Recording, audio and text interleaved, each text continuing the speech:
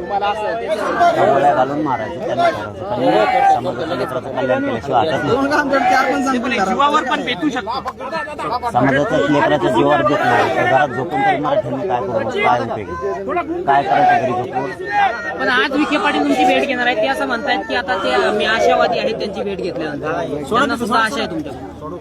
आम्हाला पण त्यांच्याकडूनच असं त्याच्या समाजाचे प्रश्न मार्गी बरं काय वाटतं आज भेटीतून तोडगा निघेल? आल्याशिवाय काय करणार, काय विशेष काय त्यांचं. काल आपल्याला वाटलं होतं निघन तोडगा निघाला नाही. ते यापूर्वी सुद्धा म्हटलं होती की धर्मपत्रांना उपोषण करण्याची गरज नाही असं ते म्हणत होते. ते फक्त म्हणते तोडगा काढत गरिबांचा अन्याय करणं हे सुरू आहे. जास्त नको बोलायचा त्रास होतो मग बोलायला.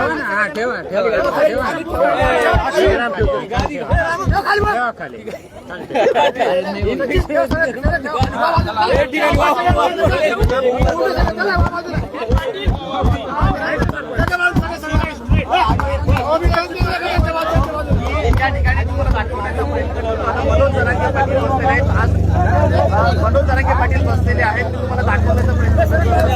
छत्रपती संभाजीनगरमध्ये सध्याचं जर आपण टेम्परेचर पाहिलं तर आता माझ्या हातामध्ये मोबाईल आहे. मोबाईलमध्ये जो टेम्परेचर दाखवला जातोय तो या ठिकाणी 32°C असा टेम्परेचर आहे. थोडंसं ढगाळ वातावरण आज दिसतंय, मात्र पुढे तो वाढत जाणार असल्याचं या ठिकाणी दिसतंय.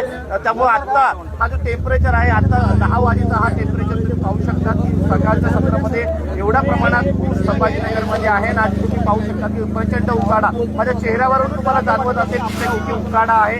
माझे संपूर्ण शहर तुम्ही शरीर पाहू शकता की कपडे देखील पाहू शकता की कशा पद्धतीने घामाने भरलेले आहे. मनोज जरांगे पाटील यांना देखील घामाच्या धारा लागलेल्या होत्या. त्यानंतर त्यांनी डोक्याला केशरी रंगाचा हा रुमाल बांधलेला आहे. प्रत्येक जण पाहू शकतो प्रत्येकाच्या गळ्यामध्ये एक मास्क दिसत असेल. घोषणा जी आहे ती म्हणून या परिसरामध्ये मोठ्या प्रमाणात तडाखा आहे की आपण पाहिलं संभाजीनगरमध्ये. काय सांगाल, काय बोललेलं आहे बसलेले आहेत पाटील, काय सांगाल आजपासून उपोषण सुरू करताय, पण अनोखं उपोषण कारण आतापर्यंत जे आहे ते उपोषण जे ते सावली झालेले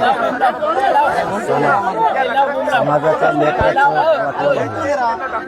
मी का बसू का ग बसू मराठ्यांनी ते का ग बसायचं, काय करायचं घरात झोपू. समाजाच्या लेकराचं कल्याण होणार आहे का?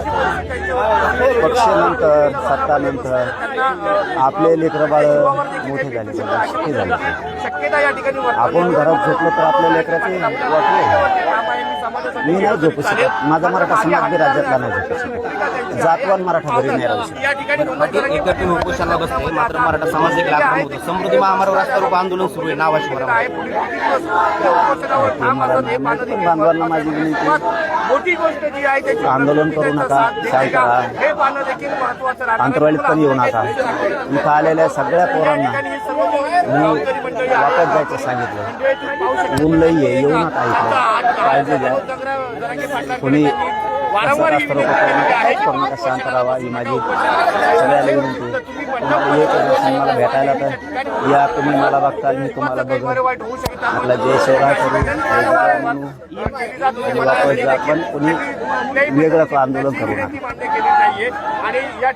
सरकार म्हणत होतं की आम्हाला काळजी आहे, कुणाचं उपोषण करू नका, पण वेळ आली तर उपोषण करायची परत.